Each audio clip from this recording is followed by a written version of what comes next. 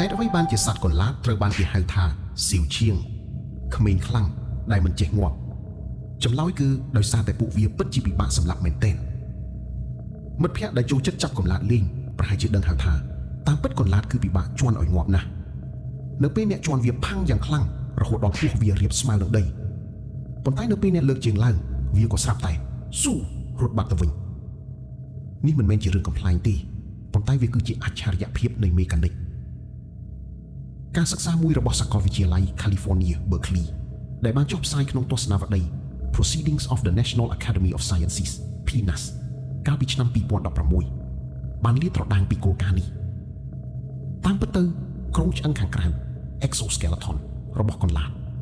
មិនមែនជាសម្បករឹងតែមួយផ្ទាំងនោះទេប៉ុន្តែវាត្រូវបានផ្គុំឡើងដោយផ្ទាំងឆ្អឹងរឹងជាច្រើនរវាងផ្ទាំងឆ្អឹងទាំងនោះត្រូវបានភ្ជាប់គ្នាដោយភ្នែកយឺត elastic membrane ដែលរចនាសម្ព័ន្ធអាវក្រោះដ៏ទន់ភ្លន់នេះអាចជួយបំបែកកម្លាំងប៉ះទង្គិចឲ្យទៅជាស្មើគ្នាបានទិន្នន័យបង្ហាញថាកន្លាតអាចទ្រាំទ្រនឹងសម្ពាធដែលមានទម្ងន់ធ្ងន់ជាងខ្លួនវារហូតដល់900ដងហើយនៅពេលរងសម្ពាធរាងកាយរបស់វាអាចរួញតូចមកនៅត្រឹម 40% ទៅ 60% នៃទំហំដើមកន្លាតដែលមានកម្ពស់1 សង់ទីម៉ែត្រអាចវាចូលទៅក្នុងប្រហោងដែលមានកម្ពស់ត្រឹមតែ3 មីលីម៉ែត្រដើម្បីគេចខ្លួនបានដូច្នេះនៅពេលអ្នកប្រើស្បែកជើងផ្ទាត់លេខ48របស់អ្នកផ្ទះកន្លាតវានឹងគ្រាន់តែធ្វើឲ្យរាងកាយវាសំបែកបណ្ដោះអាសន្នដើម្បីបញ្ចេញកម្លាំងប៉ុណ្ណោះវាមិនមានរងរបួសអ្វីជាដុំកំភួនឡើយហើយវិធីជន់កន្លាតដែលត្រឹមត្រូវ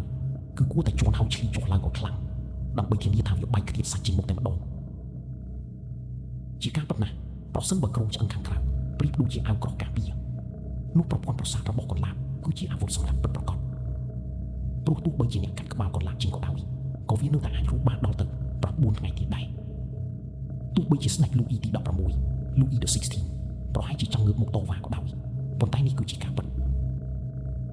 នេះក៏ព្រោះតែខួរក្បាលរបស់កន្លាតទទួលខុសត្រូវតែលើវិញ្ញាណប៉ុណ្ណោះ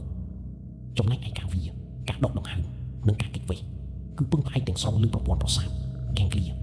នៅត្រង់ទ្រូងនិងពោះដែលបញ្ជាដាច់ដៃពីគ្នាដូច្នេះវាមិនត្រូវការក្បាលក៏បាន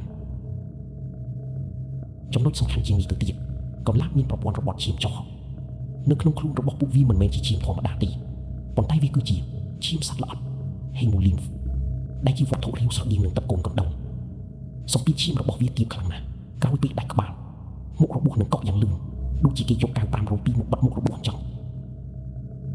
បូករួមនឹងការដាច់កន្លាតមិនបកដង្ហើមតាមមាត់ឬតាមច្រមុះប៉ុន្តែវាដកដង្ហើមតាមរយៈរួមដង្ហើម10គូនៅសងខាងពោះរបស់វាអ្នកវិទ្យាសាស្ត្របានរកឃើញតាមរយៈការពិសោធន៍ថាកន្លាតដែលគ្មានក្បាលអាចរੂបានពី7ទៅ9ថ្ងៃក្នុងមជ្ឈដ្ឋានសាប់សោហើយកន្លាតនេះដែលដាច់ក្បាលថែមទាំងអាចបន្តពូជដាក់ពូជបានពីភូមិប៉ុន្តែចុងក្រោយពួកវានឹងត្រូវងាប់ដោយសារតែសៃទឹកព្រោះគ្មានមាត់សម្រាប់ផឹកទឹកក្រៅពីសមត្ថភាពពិសេសផ្នែកស្រីរវិទ្យាកន្លាតក៏ជាកម្ពុជាអ្នកជំនាញរស់រានមានជីវិតផងដែរពួកវាស៊ីអាហារបានច្រើនប្រភេទណាស់កំទេចអាហារគឺជាអាហារសម្រន់ចំណែកឯក្រដាស់កៅបត់ជញ្ជាំងសក់ទប់ស្បែកដែលរបូតសក់សាប៊ូសក់បូកជើងភ្លើងជាដើមសក់តែជាអាហារចម្បងរបស់វាអ្វីដែលមិនគួរឲ្យជឿជាបំផុតនោះគឺកន្លាតអាចស៊ីលីមុខរបស់ខ្លួនឯងដើម្បីទាញយកសារធាតុចិញ្ចឹមមកប្រើប្រាស់ឡើងវិញបង្កើតជាវដ្តសារធាតុចិញ្ចឹមក្នុងរាងកាយមនុស្សច្រើនប្រហែលជាមិនដឹងថាវាគួរឲ្យខ្លាចប៉ុណ្ណានោះយោងតាមទិន្នន័យសង្កេតផ្នែកសត្វល្អិតវិទ្យាក្នុងមជ្ឈដ្ឋានដែលមានសីតុណ្ហភាពនិងសំណើមសាបស្របឲ្យតែមានទឹកបន្តិចបន្តួចកន្លាតប្រភេទដូចជាកន្លាតអាមេរិកក៏ខំអាចរស់នៅដោយមិនបាច់ស៊ីអ្វីសោះបានពី60ទៅ90ថ្ងៃប៉ុន្តែតាំងអ្នកស្មានថាប៉ុណ្ណឹងគួរឲ្យខ្លាចគ្រប់គ្រាន់ហើយមែនទេខុសហើយអ្វីដែលរត់តែគួរឲ្យភ្ញាក់ផ្អើលបំផុតនោះគឺសមត្ថភាពបន្តពូជរបស់វាបច្ចុប្បន្នកន្លាតនៅក្នុងផ្ទះរបស់អ្នកមានពីរប្រភេទចម្បងគឺកន្លាតអាល្លឺម៉ង់និងកន្លាតអាមេរិកពួកវាទាំងពីរមានជំនាញស្នូលដូចគ្នាគឺការបង្កាត់ពូជម្ដងអាចបង្កើតកូនបានពេញមួយជីវិតនៅក្នុងខ្លួនកន្លាតវាមានសរីរាង្គពិសេសមួយហៅថាថោកផ្ទុកមីជីវិតស្ពឺម៉ាធីកាក្រោយការបង្កាត់ពូជម្ដងមីជីវិតភូនឹងត្រូវរក្សាទុកក្នុងនោះហើយរៀងពេកដែលវាបញ្ចេញពូម្ដងវានឹងបញ្ចេញមីជីវិតបន្តិចដែលវាគ្រប់គ្រាន់សម្រាប់ឲ្យវាបង្កើតកូនបានពេញមួយជីវិតសោមពូអ៊ីធីកាមួយមានផ្ទុកពូពី30ទៅ48គ្រួហើយពេញមួយជីវិតរបស់វាអាចបង្កើតសោមពូបានពី4ទៅ8ដងមានន័យថាកន្លាតញីមួយក្បាលអាចបង្កើតកូនបានពី400ទៅ800ក្បាលក្នុងមួយជីវិតយ៉ាងណាក៏ដោយនេះមិនទាន់ជាចំណុចគួរឲ្យខ្លាចប៉ុណ្ណានោះកន្លាតអាមេរិកថៃទាំងមានសមត្ថភាពគួរដីជាងសត្វ Parthenogenesis ពូគឺនៅក្នុងមជ្ឈដ្ឋានដែលគ្មានកន្លាតភូសក៏កន្លាតញីអាចបញ្ចេញពូដោយមិនបាច់បង្កកំណើតដើម្បីបង្កើនកូនចៅជាញីនិងបង្កើតអាណានិគមដោយខ្លួនឯងយ៉ាងពេញលេញ